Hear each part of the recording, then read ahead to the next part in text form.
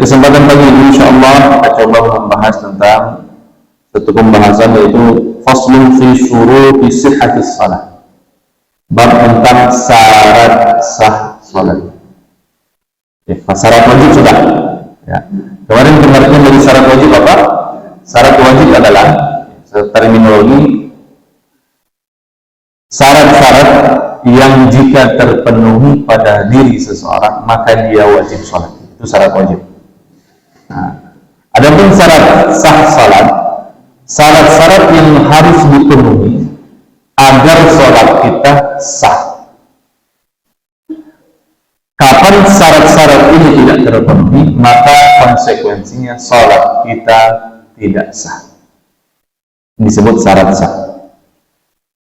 Syarat sah biasanya adalah apa yang ada di luar sholat. Dia tidak berkaitan dengan sholat, tapi dia berada di luar sholat. Beda dengan rukun atau fardu sholat. Dia include di dalam sholat. Seperti takbiratul ihram, rukuk, sujud, membaca Al-Fatihah. Disebut rukun sholat. Kenapa rukun sholat? Karena dia berada di dalam sholat itu sendiri. Sedangkan syarat sah, dia berada di luar sholat. Ya, tapi kita harus terus menjaganya mulai dari sebelum sholat sampai selesai sholat. Jika di tengah sholat syarat sah ini tidak terpenuhi, maka konsekuensinya sholat kita tidak sah. Bisa dipahami ini pengertiannya? Ya, ini syarat sah. Maka ada berapa syarat sah sholat? Imam Bukhari rahimahullah mengatakan dalam matan takrib, wa syara'itus salati qabla ad-dukhul fiha khamsatu asya'. Syarat sah salat yang harus dipenuhi sebelum salat dikerjakan ada 5. Dapat dipahami Pak ya? Syarat sah salat sudah harus diwujudkan sebelum salat itu dikerjakan. Kalau di garis bawah harus diwujudkan sebelum sholat didirikan. Belum masuk sholat, sebelum sholat kita sudah harus penuhi syarat-syarat. Dan syarat-syarat ini harus terus ada, harus terus terpenuhi sampai sholat berakhir. Kapan tengah sholat tidak terpenuhi, maka sholat kita konsekuensinya tidak sah. Apa saja itu? Imam Bukhari mengatakan, pertama, taharatul a'dha'i minal hadathi wal najis. Sucinya tubuh kita dari hadas maupun najas. Ya. Baik dari hadas apa kemarin Pak? Status tidak sucinya diri kita. Ya. Status tidak suci yang disebabkan apa? Tidak adanya wudu dalam diri kita, disebut muhdits orang. Adapun najas, dia faktor eksternal. Sesuatu yang dianggap kotor, kemudian melekat pada diri kita. Itu disebut najas atau najis. Ya. Kalau hadas, status orang, saya sedang berhadas. Kenapa berhadas? Karena tidak berwudu, maka disebut berhadas. Apakah dikatakan najis? Oh tidak. Kapan kita dikatakan sebagai mutanajis? Manusia itu najis atau suci? Suci. Ya. Kapan manusia kemudian terkena najis, maka statusnya menjadi mutanajis, sesuatu yang terkena najis. Contoh, saya pakai baju yang di pakaian tersebut ada bekas kencing anak kena baju. Ya, tentu anak yang sudah lebih dari 2 tahun, yang sudah makan selain ASI dikencing tidak, maka status baju ini awalnya suci, tapi karena terkena kencing menjadi mutanajis. Dia bisa menjadi suci kembali jika disucikan, ya, dibersihkan, dicuci. Seperti itu. Kemudian yang kedua, wasatrul awrati bilibasil tahir, menggunakan pakaian yang suci, bersih dan suci. Itu juga apa ya? Tidak semua yang najis, tidak semua yang kotor itu najis. Tidak semua yang kotor itu najis. Setiap najis pasti kotor. Ya, tidak semua yang kotor itu najis, tapi setiap najis pasti kotor. Banyak orang nggak masalah. Ya, misalnya pakai baju kerja, contoh. berkeringat, kotor, atau bahkan mungkin pakaiannya terkena sedikit lumpur, dia nggak mau sholat. Kenapa tidak sholat? Baju kotor, dia nggak mau sholat. Padahal kotor bukan najis, karena yang dilarang itu sholat menggunakan pakaian ada najisnya, bukan ada kotoran. Karena tidak semua kotoran najis. Tapi tetap sholat dengan pakaian yang bersih, wangi lebih utama. Itu tentu. Wal wukuf ala makanin tahir. Tidak hanya badan yang suci, harus tempat yang digunakan sholat juga harus suci, bersih. Wal ilmu biwukul waqt, masuk waktu sholat. Ya, bahwa bagaimana dia semangat tak mau sholat. Kalau belum di waktunya, tidak sah sholat. Ya, sholat subuh kalau masih segar ya, bangun jam 4, air segar ini sudah mau mandi, mau pas sholat subuh, belum waktunya, tidak bisa. Ya, mau bagaimana pun semangatnya, kalau belum waktunya, tidak akan sah. Wastiqbalul qiblah, kemudian menghadap kiblat. Sampai di sini menghadap kiblat. Berarti ada pertama apa? Suci badan ya, dari hadas maupun najis. Yang kedua, satrul aurat, menutup aurat. Yang ketiga, menggunakan tempat yang suci, yang bersih. Yang keempat, masuknya waktu salat. Dan yang kelima, menghadap kiblat. Kelima, salat sah ini tidak ada kaitan dengan salat secara langsung. Ya, dia di luar salat semua. Ya, di luar salat. Yang harus dipenuhi sebelum sholat dilaksanakan. Ya. Sampai sholat selesai dikerjakan, harus terpenuhi terus lima. Ya. Kita harus tetap pakaian kita harus dijaga suci dari sebelum sholat sampai selesai sholat. Ya. Kita harus memastikan tidak ada najis yang mengenai kita ataupun tempat sholat kita dari sebelum sholat sampai sholat selesai. Dan kita harus menutup aurat kita dari sebelum sholat sampai sholat selesai. Dan kita harus terus menghadap kiblat dari sebelum sholat sampai selesai sholat. Bisa dipahami Pak ya? Nah, nanti ada turunan fikihnya. Bagaimana dengan pakaian yang kemudian tersingkap auratnya ketika sholat, terbuka celengannya. Nah, misalnya, ya, ada ya gitu ya. Perasaan celengan sudah lewat kan, kenapa muncul lagi? Nah, jadi pengen sedekah lagi saya. Nah, bisa begitu contoh. Mari kita bahas. Pertama, ya. Wasyaratul awal taharatu a'dha'in min al-hadas. Yang pertama, baik hadas kecil maupun hadas besar. Hadas kecil apa yang disebabkan oleh kencing, kentut, apalagi Pak? Ya itu, kencing itu disebut hadas kecil. Adapun hadas besar disebabkan oleh junub, keluarnya mani, ya, jima, haid, nifas, itu hadas besar. Hadas kecil bisa dihilangkan dengan cukup berwudu. Hadas besar wajib dengan mandi janabah. Ya. Dalilnya apa? Kita salat harus wudu. Hadis riwayat Bukhari dan Muslim dari Abu Hurairah radhiyallahu anhu, Nabi SAW bersabda, "La yaqbalu Allah salata ahadikum idza ahdatha hatta yatawadda." Ya. Tidak sah salat salah seorang di antara kalian yang dalam keadaan berhadas sampai dia berwudu. Makanya at-tahur miftahus salat. Ya. Bersuci adalah kuncinya salat. Pintu tidak bisa dibuka kalau tidak ada kunci. Ya. Hukum berwudu pada asalnya adalah hukum berwudu. Hukum asal berwudu apa? Halo? Apa hukum asal berwudu? Hukum asalnya apa? Berwudu wajib, sunnah, haram, makruh. Wajib. Sunnah. Hukum asalnya. Hukum aslinya adalah sunnah. Kapan yang menjadi wajib? Kalau menggunakan untuk sholat. Karena sholat tidak sah kecuali dengan suci. Dan wudu adalah cara kita bersuci. Makanya ada kaidah usul fikih mengatakan ma la yatimul wajib illa bihi fa huwa wajib. Ya, sesuatu yang wajib kemudian tidak bisa disempurnakan kecuali sesuatu di luar yang wajib, maka sesuatu tersebut menjadi wajib juga. Nah, wudu sama contoh seperti itu. Wudu hukum asalnya apa? Sunnah, tidak wajib sunnah. Ya. Kapan dia menjadi wajib? Dia menjadi wajib karena digunakan untuk salat.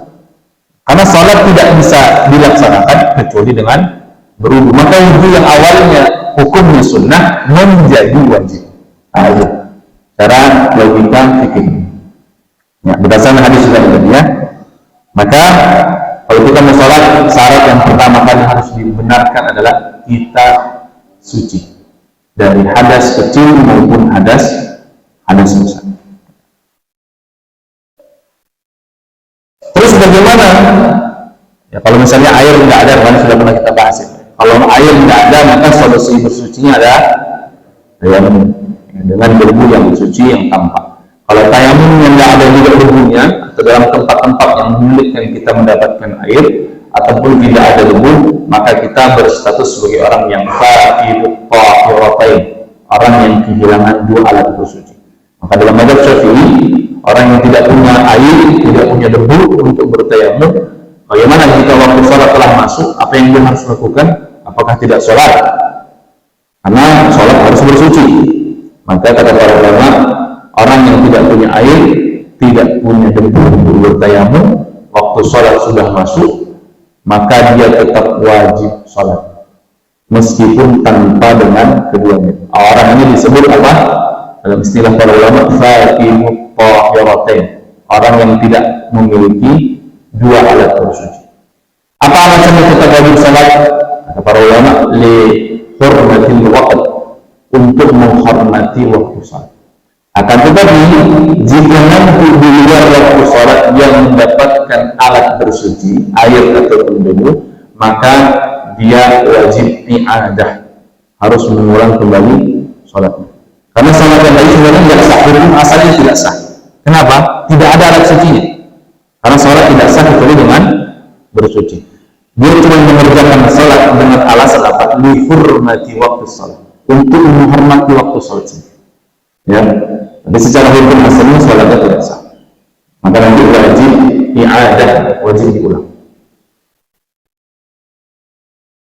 Wa taharatul najas alladzi la yu'fa anhu fi thawbin wa badanin wa makanin. Maka orang yang mau sholat harus memastikan syarat sah sholat ini yang selanjutnya adalah badannya, bajunya, tempat sholatnya, tiga. Badannya, bajunya, tempat sholatnya harus suci dari najis yang tidak bisa ditoleransi. Najis terbagi dua, kalau masih ingat ke, ada yang ditoleransi, ada yang tidak ditoleransi.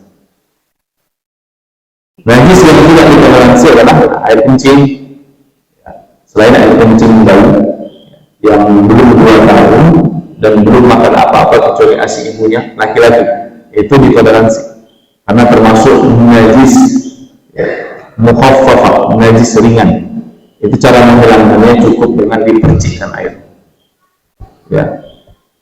Ada yang najis mughalazah, najis besar.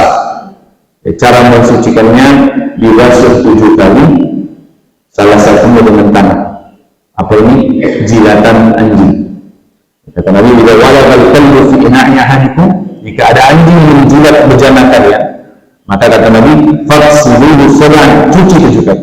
Wa afiruhu tsani bil turab. Maka yang ke-8 dengan tanah. Ini khusus najis apa? Jilatan anjing. Dalam mazhab Syafi'i termasuk juga babi. Karena anjing dan babi bisa makan najis berat. Ya, najis berat dalam mazhab Syafi'i. Najis ringan cuma satu kali, kencing, apa namanya, bayi belum 2 tahun, laki-laki belum makan apa-apa kecuali ASI. Sedangkan selain yang 2 kategori ini masuk najis mutawasit. Najis mutawasit seluruh najis selain yang disebutkan tadi. Cara menghilangkannya bagaimana? Menghilangkan air najasah, wujudnya, zatnya harus hilang. Kalau menempel di sini kotoran kucing, maka kotorannya harus hilang. Yang pertama harus disingkirkan. Kedua, baunya harus hilang. Ya. Setelah baunya hilang, rasanya harus hilang. Misalnya ada kotoran di sini, maka yang paling cara membersihkan bagaimana? Dihilangkan dulu, kemudian dibasuhkan air, maka hilang. Itu namanya untuk menghilangkan najis mutawassit. Ya. Maka jika najis-najis ini melekat pada diri seseorang, sholatnya tidak sah karena dia tidak terpenuhi syarat sah sholat. Tapi ada najis-najis yang dimaafkan, najis-najis yang umumul wurud, najis yang sulit dihindari. Salah satunya seperti tai cicak, ya, atau darah najis. Maka jerawat yang pecah, bisul yang pecah, itu termasuk najis yang dimaafkan selama kadarnya tidak lebih, tidak besar dari 1 koin dinar, ya, 1 koin, satu bulatan koin. Jerawat yang pecah di wajah, atau nyamuk, ada nyamuk pukul keluar darah kan najis, tapi najis yang dimaafkan karena jumlahnya kecil. Atau misalnya cicak lewat jatuh dimerahi, kalau 1 cicaknya, kalau 1 RT banyak kan. Kalau 1 batalion mungkin cicaknya di atas dimerahi 1 batalion, itu bisa membatalkan. Terlalu banyak. Ini kalau cuma 1 sih enggak, ya 1, 2, karena itu sulit dihindari, ya, najis-najis yang sulit dihindari. Benar, itu dimaafkan. Maksudnya najis yang yu'fa anhu, najis yang dimaafkan. Yang kedua, satrul aurat. Nah, contoh berarti sebelum masuk ke satrul aurat, bagaimana dengan orang yang salat?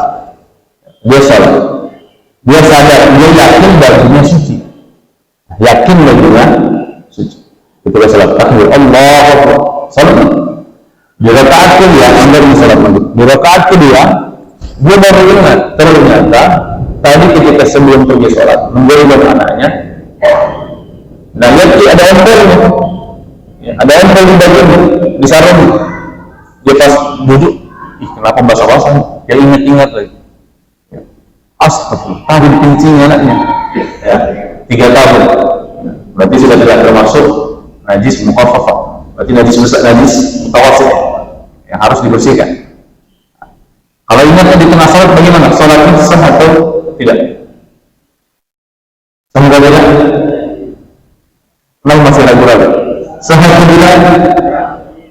Hah? Kenapa ada perbedaan pendapat ini? Najisnya mutawassit. Dia ingat di tengah sholat. Dan awal sholat takbir Allah Akbar, aman, tenang gitu. Ketika 2 rakaat, ini tidak ada najisnya. Astagfirullah. Sholatnya batal, sah atau tidak? Batal. Kenapa batal? Ada najisnya, syarat-syarat tidak terpenuhi, batal. Ya. Itu kalau di tengah sholat. Bagaimana orang salam, Assalamualaikum warahmatullahi wabarakatuh, Assalamualaikum warahmatullahi wabarakatuh. Jika dia tahu setelah sholat ada najisnya, ya, ada najisnya, sholatnya sudah sah, tapi dianjurkan i'adah, mengulang sholat. Ya, menganjurkan mengulang sholat. Karena dia sholat dengan menggunakan pakaian yang ada najisnya, maka dianjurkan untuk sholat. Ya, jadi tetap dianjurkan untuk sholat lebih utama, karena sholat membawa najis. Nah, termasuk juga yang sering, bagaimana dengan seorang bapak yang biasa bawa anaknya pergi sholat, anaknya bawa gendong, anaknya 3 tahun, ditaruh trailer, ya, diam di sana, ya, baru nih kalau baru takbirat ihram, ya, diam di sini, ya, Allah, baru sholat baru, udah tarik sarungnya, ayah, bapak, terpaksa digendong. Bagaimana sholat? Sementara ini anak pakai pampers.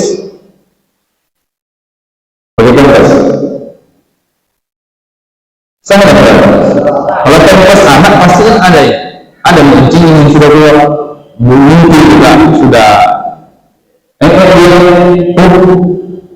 Sama seorang orang yang sholat menggendong anaknya, sementara di pokok anaknya ada najis. Kenapa salah? Ada najisnya.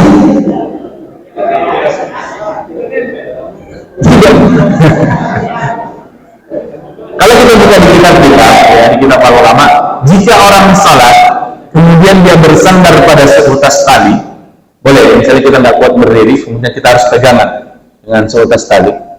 Jika tali tersebut ada najis, la yasih salatun, maka salatnya tidak sah. Jika tali yang dipegang ada najis, karena dia sudah itu bagian dari. Maka termasuk jika seorang bapak menggendong anak yang memakai pampers dan dia yakin dan tahu anaknya ini sudah ngompol, artinya kencingnya sudah keluar, ya. Maka kencing itu Pak, kalau selama di dalam ginjal tidak najis, masih dalam perut, belum keluar. Kapan dia najis? Kalau keluar, ya. Makanya disebut kencing itu adalah ma'kharaja min sanjilin, yang keluar dari kubur maupun dubur. Kalau sudah keluar najis, kalau belum enggak. Ya, misalnya masih di pertengahan, belum keluar, belum najis, belum keluar dia. Kapan dia najis? Kalau keluar. Dan bapak ini tahu anaknya pakai pampers, dia dibawa sholat zuhur, dia pakai pampers, harus mandi pagi jam 7. Kira-kira sudah mengumpul dia. Nah, dia sudah yakin belum mengumpul. Bahkan kalau dia membawa anak, menggendong anaknya dalam sholat, menggendong anak dalam sholat boleh ya? Tidak membatalkan sholat. Karena Nabi SAW itu pernah sholat menggendong cucunya, namanya Umamah. Nah, itu menggendong sambil sholat. Nah, itu boleh. Memang apa gerai dan segala macam. Ya.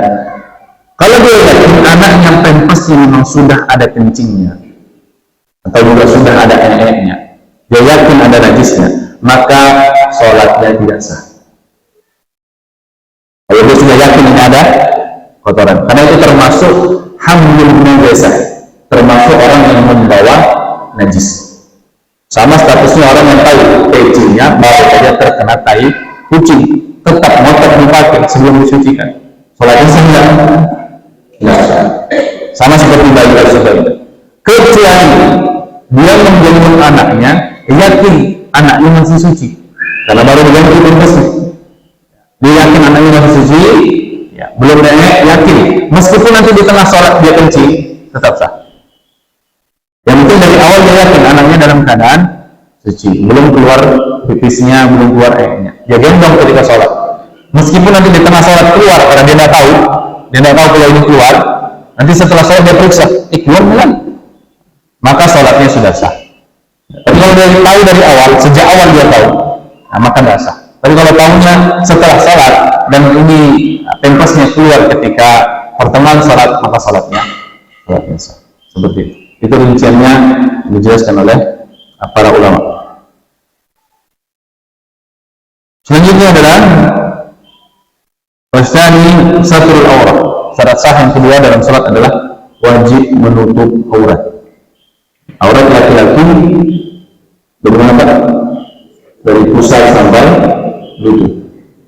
Aurat perempuan seluruh tubuhnya kecuali wajah dan telapak tangan. Ini yang wajib ditutup ketika sholat.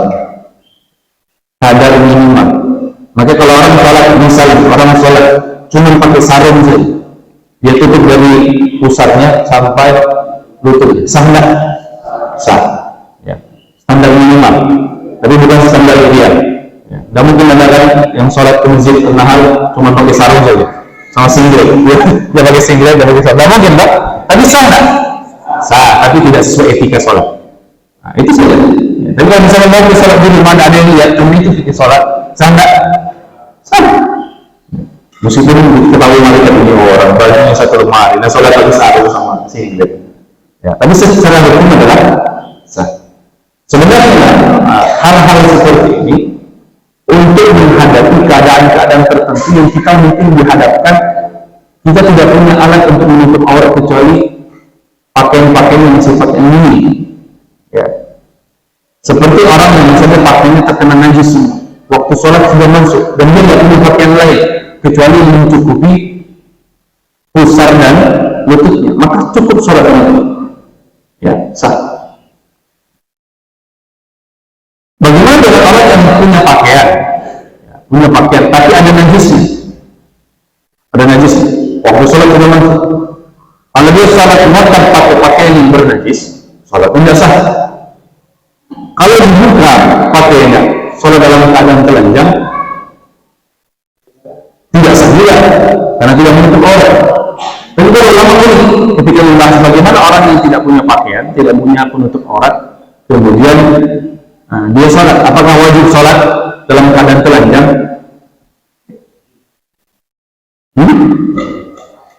Kalau pakaiannya najis, ada najisnya, jika memungkinkan untuk mensucikannya sebelum waktu sholat habis, maka hendaknya dia mensucikannya terlebih dahulu. Pakaian cuma satu, pergi ke safar, ke Pantai Losari, ajan ke Pantai Losari, Pantai Bilang, kejauhan itu. Pakaian cuma satu, ya, pakaian cuma satu. Pergi berjalan, dengan singkat cerita pakaian tak terkena najis, cuma satu cuma, ya, cuma satu terkena najis. Mungkin terkena tumpahan apa nih, darah sapi, ya. Jadi ada tukang penjual coto di situ, dia habis sembelih sapi, dia lempar darahnya, dibuang, lewat kena satu badan, najis semua. Waktu zuhur masuk, ya, bagaimana sholat? Dia sholat pakai pakaian yang ada najisnya, nggak mungkin, pasti nggak sah. Maka yang demikian, kalau masih memungkinkan untuk disucikan, maka disucikan dulu, ya, dibasah, cuci bersih, ya, sampai dihilang najisnya. Selama masa pencucian itu masih mencukupi waktu. Jadi kan basah, bagaimana sholatnya? Emang boleh sholat baju basah benar? Boleh, tidak masalah, kecuali bersih. Dilarang tidak sama takmir, ya. Kalau dia boleh. Kata-kata apa boleh sih? Terus bagaimana jika memang dia tidak dapat air, bajunya najis? Maka pilihannya sebagian ulama mengatakan dua. Dia tetap sholat menggunakan pakaian yang najis tersebut, akan tetapi nanti dia i'adah ketika mendapati pakaian pengganti, ulang lagi sholat. Karena itu untuk darurat sih. Yang kedua pilihannya adalah karena sholat dalam keadaan telanjang tidak sah, sholat dengan memakai pakaian najis juga tidak sah. Kata Imam Syafi'i, pilih memakai pakaian meskipun ada najisnya, karena itu lebih ringan dibandingkan sholat dengan telanjang. Ya. Tapi ada kemungkinan, ya, misalnya orang memang tidak punya pakaian sama sekali, waktu sholat masuk, ya, apakah dia tidak sholat? Dia tetap sholat meskipun dengan keadaan telanjang, asal tidak di masjid. Asal tidak di masjid. Jadi rumah di mana terserah. Ya. Bahkan sebagian ulama dalam mazhab Hanafi, jika memungkinkan untuk menutup aurat tidak dengan pakaian, ya, hendaklah dia melakukannya. Contohnya dengan apa? Masuk dalam air.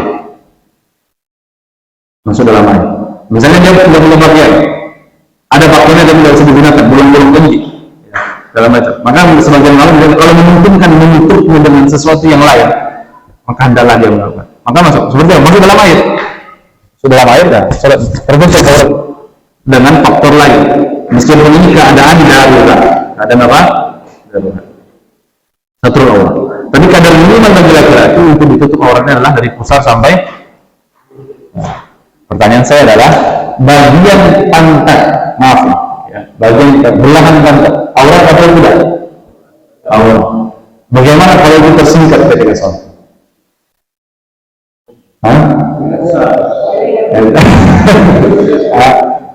Celingnya dua kali. Perasaan tadi sudah berapa kali lagi? Jadi mau sedekah lagi. Bagaimana orang yang sholat kemudian tersingkap pakaiannya? Bukan hanya mungkin masalah di sini. Misalnya kita sholat di tempat terbuka, angin kencang, terangkat sabun kelihatan. Bagaimana dengan seperti itu? Jika ketika tersingkap auratnya tidak segera ditutup, kalau langsung segera ditutup maka sholatnya nggak masalah. Terlihat ya? Dia sujud, dia berdiri, terlihat nih, langsung ditutup. Ya, langsung ditutup seketika, ketika dia sadar itu terbuka, maka ini tetap sah, nggak masalah. Kecuali dia kemudian membiarkan bagian aurat yang wajib ditutup terbuka sekian waktu, maka sholatnya tidak sah. Sudah terlihat sejak rukuk sampai sujud tidak diperbaiki, maka sebiarnya, ini tidak sah sholat. Ya, seperti itu. Termasuk pakaian yang tersingkap ketika sholat tidak langsung ditutupkan, termasuk ibu-ibu misalnya, perempuan sholat tersingkap mukenahnya, terlihat betisnya. Kalau langsung ditutup sah, tapi kalau dibiarkan terbuka beberapa waktu maka tidak sah. Jadi kalau langsung ditutup sah, kalau tidak langsung ditutup maka menyebabkan sholatnya tidak sah. Seperti itu. Ini tentang satrul aurat. Walau kana syartu khaliyan fi dhimmah fa in ajaza an satriha shalla 'ariyan wala yumi'u birruku'i was-sujud bal yutimmuhuma wa la 'adata 'alayh. Nah, dalam keadaan tertentu misalnya orang yang tidak punya pakaian sama sekali, maka dia salat dalam kegelapan, dalam satu ruangan sendirian, gelap, tidak ada yang lihat siapa-siapa kecuali dia saja, ya. Dan dia tidak mampu untuk menutup auratnya, aurat besarnya dari pusar sampai lutut, ya. Wala yumi'u birruku'i was-sujud bal yutimmuhuma. Kemudian dia salat dengan sempurna, sujud, rukuk segala macam, ya. Maka di sini dikatakan wala i'adata 'alaih. Sebagian ulama mengatakan salatnya sah, tidak perlu diulang lagi. Tidak perlu diadah lagi. Ya. Kalau memang tidak ada pakaian sama sekali. Ya, tidak ada pakaian sama sekali. Wa yakunu sutra Allah bi libasin tahir wa yajib sutruha aidan fi ghairi salati anin nas. Dan memang menutup aurat harus menggunakan pakaian yang bersih dan baik. Tidak hanya ketika salat, tapi di luar salat wajib menutup aurat. Laki-laki dari pusar sampai lutut, perempuan seluruh anggota tubuh kecuali wajah dan telapak kaki. Itu prinsip dasar berpakaian seorang muslim.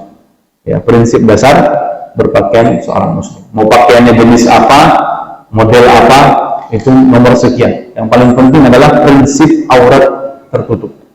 Ya, mau warnai itu tidak masalah. Ini prinsip dasar. Berdasarkan firman Allah Subhanahu wa taala, ya bani Adam, khudhu zinatakum inda masjidikum.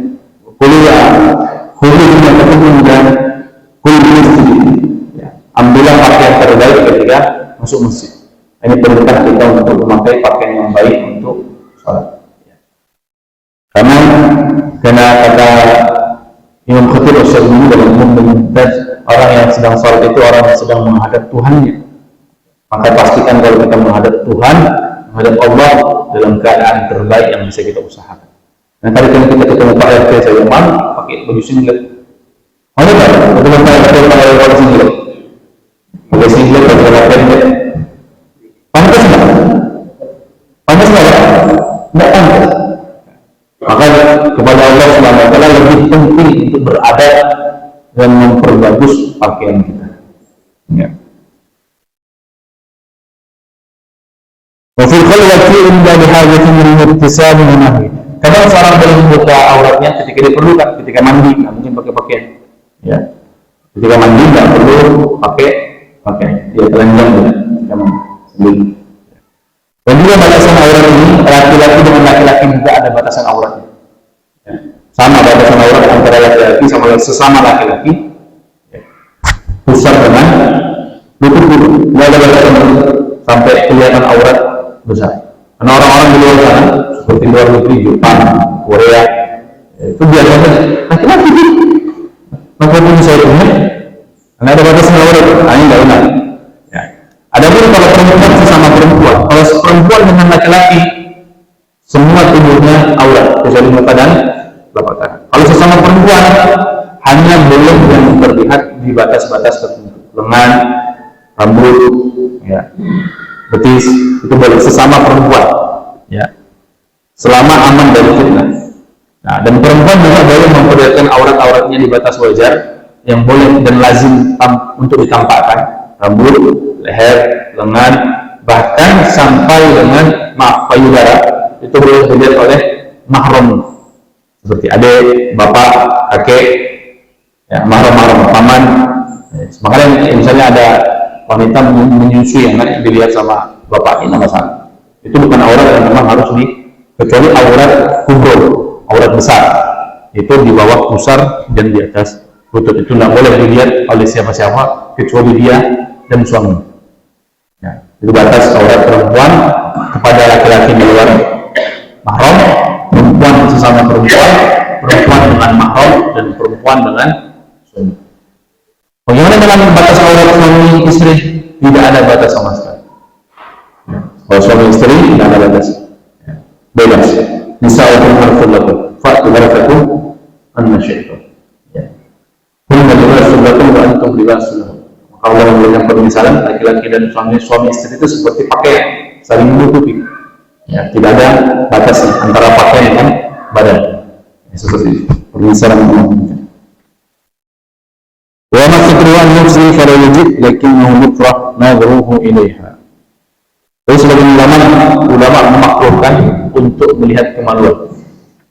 Ya, untuk melihat kemaluan. Jadi melihat kemaluan sendiri maupun kemaluan orang lain, maksudnya kemaluan istri di sini ya. Kalau kemaluan orang lain harus jelaskan. Kemaluan istri itu makruh. Ya, makruh. Halal boleh. Tapi sebagian ulama menghukumi makruh. Melihat kemaluan istri sebagian orang dikatakan makruh. Kenapa? Apa makruh? Makruh bagaimana hukumnya? Tidak berdosa. Ya. Tapi kalau ditinggalkan lebih utama. Lebih utama. Kenapa tidak boleh dilihat? Sebagian ulama bilang makruh kenapa? Oke, alasan apa? Salah satunya itu hikmahnya. Tapi salah satunya adalah khawatir mendapati sesuatu yang kurang disukai, ya, baik bentuknya ataupun yang lain-lain, sehingga mengurangi kasih sayang. Salah satu itu yang pernah saya dapatkan. Ya, dapatkan dari dia. Makanya sebagian itu ada sebagian sahabat itu, kamu saya nggak pernah melihat kemaluan sendiri, kan? Ya. Bukan saja, tidak dilihat. Ya, bukan saja, tidak ditambah. Kalau katanya sahabat Ali bin Abi Thalib seperti Utsman bin Affan, mereka tidak mau setelah tahu Nabi SAW ada makruh di situ, mereka tidak melihat kemaluan itu. Beberapa riwayat menjelaskan seperti itu. Kalau kita mau benci pasti. Seperti itu ya. Walaupun ala makamin tahir berubah, filmnya. Yang ketiga, walaupun pada makan tahir pada kasus salat syaksin yudaki ba'da badanihi aw libasi najasatun fil qiyam. Maka tidak sah salat seseorang di tempat yang ada najisnya atau sebagian dari tempat yang digunakan untuk salat terdapat najis. Tidak sah. Ya. Au qu'udin aw ruku'in aw sujudin. Baik dalam keadaan berdiri, sujud maupun duduk.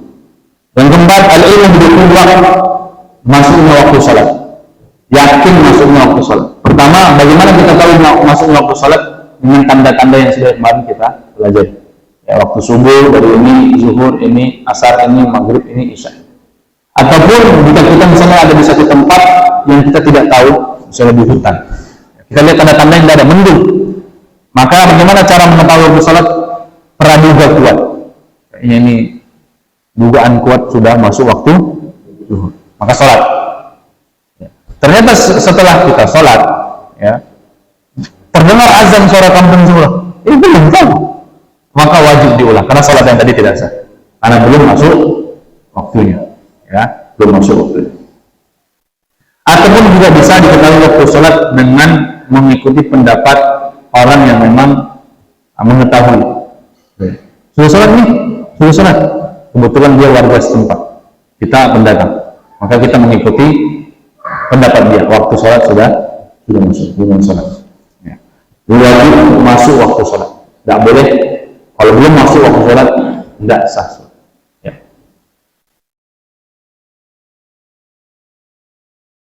Kemudian yang terakhir adalah istiqbalul qiblah, menghadap qiblah. Ya. Fawalli wajhaka syatral masjidil haram. Allah berfirman dalam surah Al-Baqarah, maka pandanglah dalam sholat kalian adalah Masjidil Haram. Para ulama berbeda pendapat dalam menentukan arah kiblat. Dalam mazhab Syafi'i, orang itu harus sholat ainul kiblah. Ainul kiblah itu harus presisi. Tarik lurus dari An-Nahl sampai Baitul Haram, pas, tidak boleh bergeser. Itu dalam mazhab Syafi'i. Tapi jumhur ulama mengatakan istiqbalul kiblah cukup jihatul kiblah, arah kiblah. Meskipun melenceng sedikit-sedikit, tidak masalah. Tapi yang penting arah kiblat. Makanya masjid kita aja mana? Kiblat mana? Arah barat. Ya, pokoknya langsung arahnya. Bukan apakah presisi? Belum tentu. Kemungkinan tidak presisi. Tapi dugaan kuat ya arah kiblat. Dan ini lebih khusus lagi orang yang tidak sholat di masjid. Kalau di masjid insya Allah karena sudah diukur, ya diukur segala macam. Mungkin kita sholat di lapangan, sholat di luar. Apakah itu presisi? Ainul Ka'bah? Enggak. Boleh jadi meleset. Tapi kan dugaan kuat ini arah kiblat. Nah, itu sah juga. Ya. kecuali mereka yang di dekat Masjidil Haram. Orang yang sholat di Masjidil Haram kelihatan Ka'bahnya, maka itu wajib ainul Ka'bah, wajib presisi menghadap kiblat Ka'bah, karena Ka'bah sebagai ikon, sebagai perujukan dari kiblat. Kecuali kalau sholat di Masjidil Haram, makanya sholat di Masjidil Haram itu sofnya nggak lurus, ya, sofnya melengkung, ya, menyesuaikan apa? Harus Ka'bah, nggak bisa harus menghadap ke situ. Selama masih terlihat Ka'bahnya, maka harus sesuai dengan arah Ka'bah. Kecuali yang jauh seperti kita di Indonesia, maka memang teori yang paling cocok adalah jihatul Ka'bah, arah Ka'bah, bukan ainul Ka'bah. Ya. Wallahu a'lam bishawab.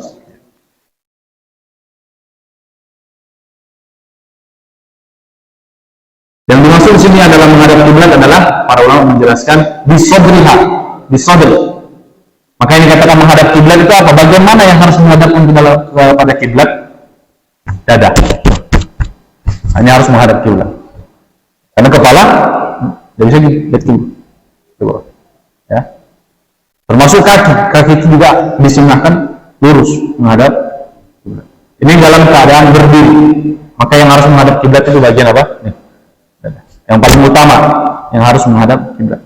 Kalau dalam keadaan berbaring, karena sholat itu kalau mampu wajib berdiri. Ya. Fashalli qa'iman fa illam tasdi' fa qa'idan. Duduk sama, kalau masih duduk wajib dada menghadap kiblat. Kalau berbaring, apa yang wajib menghadap kiblat? Wajah, minimal wajah. Makanya kalau orang sakit, ya dia sholatnya itu miring, ya. Kemudian wajahnya menghadap kiblat. Wajahnya minimal. Maka fawal wajhaka satral masjid. Maka palingkan wajahmu mengarah kepada Masjidil Haram. Kecuali memang tidak bisa sama sekali, ya, penting, maka cukup dengan isyarat salat. Dan termasuk yang tidak wajib menghadap kiblat dalam keadaan bisyiddatun, dalam keadaan genting ketika perang, misalnya. Nah, itu tidak perlu menghadap kiblat. Dia orang sambil pegang bedil karena sudah masuk waktu, namanya sholat khauf, ya, itu tidak perlu. Tinggal takbir sholat sambil baca pegang pistol, alhamdulillah, Rahman-Rahim. Betul, nggak bisa ya, yang jari bercanda, betul ya. Itu memang dalam keadaan apa? Perang berkecamuk. Waktu sholat tidak masuk, mulai masuk, itu menghadap tenggara, selatan, barat, daya, terserah. Musuh di depan, jadi itu pengaruh menghadap depan, tidak mungkin. Ini seperti kompas, kiblat belakang. Kalau dia menghadap barat, kenapa nggak sedikit dari sana? Mati. Maka dia dalam bentuk siaga, pegang senjata, sholat dalam keadaan apapun, mau tiarap, mau apa, berbaring, dan menghadap kiblat itu dalam keadaan genting, khusus dalam keadaan genting, masuk dalam perang. Sholat khauf. Ya. Ini kalau sholat khauf secara normal ada tuntunannya, tapi dalam keadaan genting seperti itu bebas. Yang kedua, tidak masalah tidak menghadap kiblat untuk sholat sunnah di atas kendaraan. Kalau sholat sunnah di atas kendaraan, Nabi SAW itu pernah sholat sunnah di atas unta. Untanya belok kanan, ya belok kanan pun. Belok kiri, putar balik. Nabi SAW di atas unta. Ya. Nah, sholat sunnah di atas unta, tidak masalah tidak menghadap kiblat.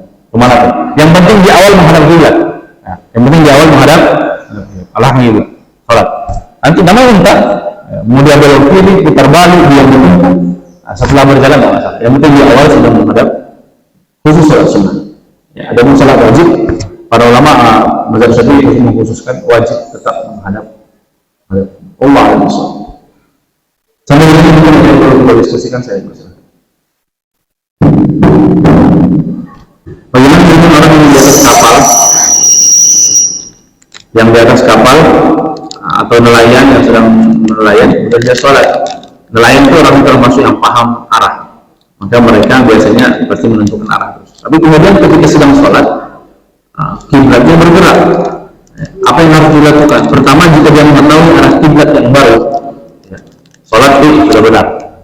Pesawatnya gerak, maka wajib juga berpindah ke arah kiblat sesuai perubahan. Allahu Akbar. Goyang, kapal bergeser. Kiblat yang harusnya koordinat sekian bergeser ke koordinat sekian. Maka dia harus berubah mengikuti arah kiblat yang baru. Meskipun bergerak itu nggak masalah. Ya. Makanya kalau di kapal besar seperti kapal pelni itu kiblatnya berubah-berubah. Jadi sebelum sholat biasa cek dulu, cek apa? Cek koordinat. Banyak arah mana kiblat? Arah sana, putar, geser, sholat arah sana. Kalau kapalnya besar, ya. Kalau kapalnya kecil sulit. Ya. Maka nanti kalau dia mengetahui ketika sholat itu kiblat berubah, dia wajib berubah. Wajib berubah. Sama seperti contoh ketika orang misalnya kita di satu tempat yang kita tidak tahu arahnya, gelap segala macam, kita sholat, Allahu Akbar, kita yakin, ya, kayaknya ini saya lihat lumut ini ke arah sini. Ya. Jadi dia berusaha mencari tahu arah kiblat. Kemudian dugaan kuat kiblat ke arah sini, sholat, Allahu Akbar. Lewat orang, kenapa itu orang sholat menghadap ke selatan? Ya, ada orang bisik-bisik juga. Harusnya ke arah sini. Apakah perlu membatalkan sholatnya? Tidak perlu. Ya, cukup dia bilang, misalnya sudah diberi tunjuk ke arah kanan, jangan ke arah situ. Bergeser menuju kiblat yang benar, sesuai dengan dugaan kuat yang kedua. Meskipun nanti berubah lagi, karena dia orang yang tidak tahu. Maka dia meletakkan keyakinan pada orang yang dipandang lebih tahu dalam urusan seperti itu.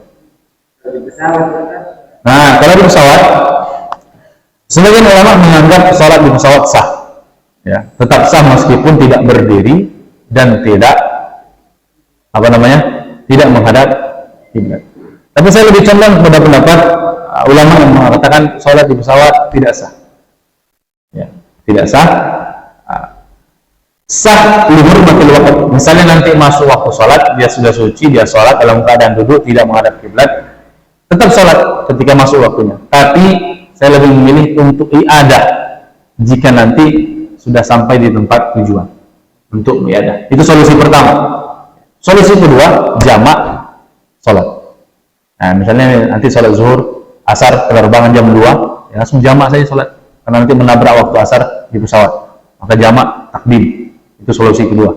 Ya. Tapi kalau untuk perjalanan yang jauh seperti haji, 10 jam perjalanan pesawat melewati sekian waktu sholat, maka kalau mau ringan, ya ikuti ulama yang mengatakan tidak perlu mengulang sholatnya, meskipun tidak menghadap kiblat dan tidak berdiri berjamaah sholat. Tapi sebagian ulama kalau mau lebih baik, ya berarti nanti sampai di tempat tujuan i'adatus sholat, sholatnya diulang, karena tadi ada syarat-syarat dan rukun-rukun sholat yang tidak terpenuhi secara baik ketika sholat di atas pesawat. Tetap sholat untuk menghormati masuknya waktu sholat. Allah a'lam bishawab. Seperti itu. Ini Ustaz. Ini ada tentang syarat sah sholat. Ibu-ibu mungkin sholat menggunakan satu wudu untuk 2 kali sholat boleh nggak? Boleh. Ya. Misalnya saya sholat zuhur belum batal sampai asar. Ya. Kemudian sholat asar menggunakan sholat wudu sebelumnya, boleh nggak? Boleh, tidak ada masalah. Meskipun sebagian ulama mengatakan tajdidul wudu sunnatun. Kalau mau memperbarui wudunya bagus. Kalaupun tidak masalah. Ya. Karena sholat itu, ya, selama satu wudu bisa digunakan untuk banyak sholat, sholat wajib, sholat sunnah, sholat apapun, baik 2 waktu sholat ataupun lebih. Bahkan para ulama terdahulu itu banyak yang menggunakan sholat subuh dengan wudu sholat isya. Sholat subuhnya pakai wudu sholat, kenapa bisa? Tidak tidur, ya, mereka mudzakarah, belajar, mengkaji, sholat dan segala macam, baca Quran. Jadi sholat subuh pakai wudu sholat, artinya tidak batal sama sekali, ya, tidak batal sama sekali. Dan itu boleh, tidak masalah. Begitu ya? Ya. Mari kita cukupkan hamdalah wa alhamdulillah rabbil alamin, subhanakallahumma wa bihamdika, la ilaha illa anta, astaghfiruka wa atubu ilaik. Akhiru da'wana, assalamualaikum warahmatullahi wabarakatuh.